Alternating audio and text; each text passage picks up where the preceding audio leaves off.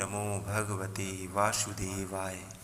प्रिय भक्तों, श्रावण मास के कृष्ण पक्ष की एकादशी को कामिका एकादशी व्रत के नाम से जाना जाता है।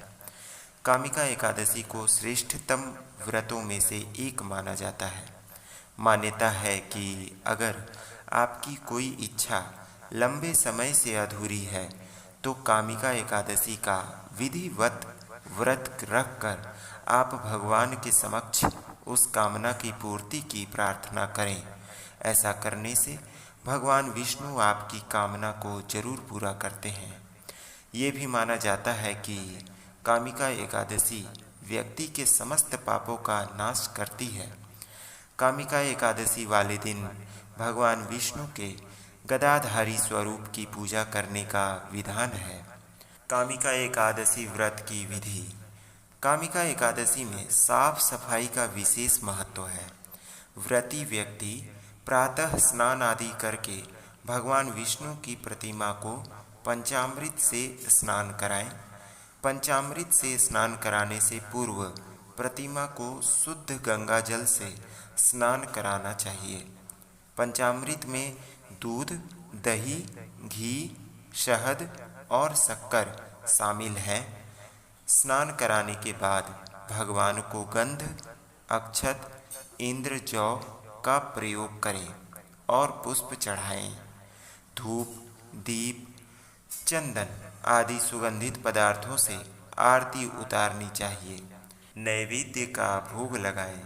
इसमें भगवान श्रीधर को मक्खन, मिश्री और तुलसी दल अवश्य ही चढ़ाएं और अंत में क्षमा याचना करते हुए भगवान को नमस्कार करें।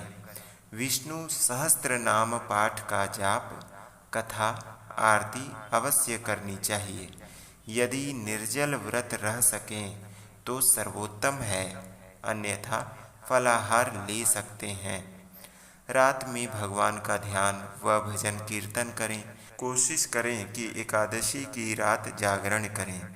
अगले दिन स्नान करने के बाद ब्राह्मण को भोजन कराएं और सामर्थ्य के अनुसार दान करें। इसके बाद ही स्वयं भोजन करें।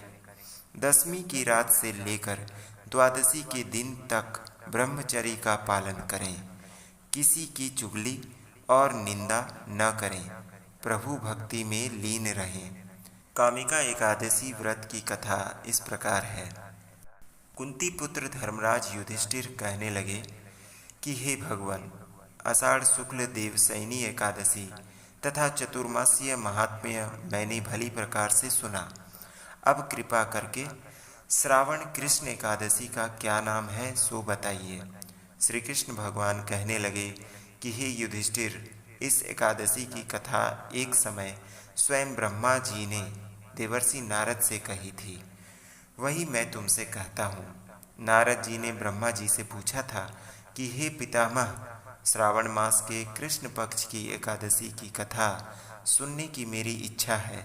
उनका क्या नाम है, क्या विधि है और उसका महात्म्य क्या है, सो कृपा करके कहिए। नारद जी के ये वचन सुनकर ब्रह्मा जी ने कहा, हे नारद, लोगों के हित के लिए तुमने बहुत सुंदर प्रश्न किया है। श्रावण मास की कृष्ण एकादशी का नाम कामिका या कामदा एकादशी है। उसके सुनने मात्र से वाजपेयी यज्ञ का फल मिलता है। इस दिन शंख, चक्र, गदाधारी विष्णु भगवान का पूजन होता है, जिसके नाम श्रीधर, हरि, विष्णु, माधव, मधुसूदन है। उनकी पूजा करने से जो फल मिलता है सो सुनो। जो फल गंगा, काशी, नैमिषारण्य और पुष्कर स्नान से मिलता है वह विष्णु भगवान के पूजन से मिलता है। जो फल सूर्य व चंद्र ग्रहण पर कुरुक्षेत्र और काशी में स्नान करने से, समुद्र, वन सहित पृथ्वी दान करने से, सिंह राशि के बृहस्पति में गोदावरी और गंडकी नदी में स्नान से भी प्राप्त नहीं होता, वह भगवान विष्णु के पूजन से मिलता है। जो मनुष्य श्रावण में भगवान का पूजन करते हैं उनसे देवता, गंधर्व तथा सूर्य आदि सब पूजित हो जाते हैं। अतः पापों से डरने वाले मनुष्यों को कामिका एकादशी का व्रत और विष्णु भगवान का पूजन अवश्यमेव करना चाहिए। पाप रूपी कीचड़ में फंसे हुए और संसार रूपी समूह में डूबे मनुष्यों के लिए इस एकादशी का व्रत और भगवान विष्णु का पूजन अत्यंत आवश्यक है। इससे बढ़कर पापों का नाशों का कोई उपाय नहीं है।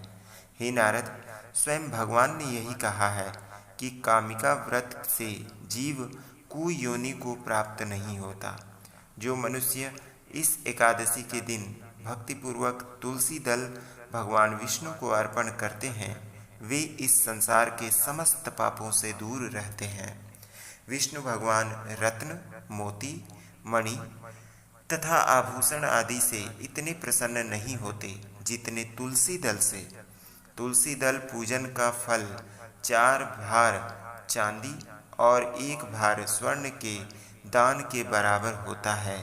हे नारद, मैं स्वयं भगवान की अति प्रिय तुलसी को सदैव बारंबार नमस्कार करता हूँ। तुलसी के पौधे को सींचने से मनुष्य की सब यातनाएं, सभी कष्ट नष्ट हो जाते हैं। दर्शन मात्र से सब पाप नष्ट हो जाते हैं और स्पर्श से मनुष्य पवित्र हो जाता है। कथा। एक गांव में एक वीर क्षत्रिय रहता था। एक दिन किसी कारणवश उसकी ब्राह्मण से हाथापाई हो गई और ब्राह्मण की मृत्यु हो गई। अपने हाथों मारे गए ब्राह्मण की क्रिया उस क्षत्रिय ने करनी चाहिए, परंतु पंडितों ने उसे क्रिया कर्म करने से मना कर दिया। ब्राह्मणों ने बताया कि तुम इसमें शामिल नहीं हो सकते और तुम पर ब्रह्म हत्या का दोष है। पहले प्रायश्चित कर इस पाप से मुक्त हो, तब हम तुम्हारे घर भोजन करेंगे। इस पर क्षत्रिय ने पूछा कि इस पाप से मुक्त होने के क्या उपाय हैं। तब ब्राह्मण ने बताया कि श्रावण मास के कृष्ण पक्ष की एकादशी को भक्ति भाव से भगवान श्रीधर का व्रत एवं पूजन कर ब्राह्मणों को भोजन करा के सदक्षिणा के साथ आशीर्वाद प्राप्त करने से इस पाप से मुक्ति मिलेगी। पंडितों के बताए हुए तरीके पर व्रत कराने वाली रात में भगवान श्रीधर ने क्षत्रियों को दर्शन देकर कहा, हे वत्स, मैं तुम्हारे तप और श्रद्धा से प्रसन्न हूँ। तुम्हें ब्रह्म हत्या के पाप से मुक्ति मिल गई है, परंतु स्मरण रहे, किसी भी निर्दोष जीव को कष्ट देना मुझे कष्ट देने के बराबर है।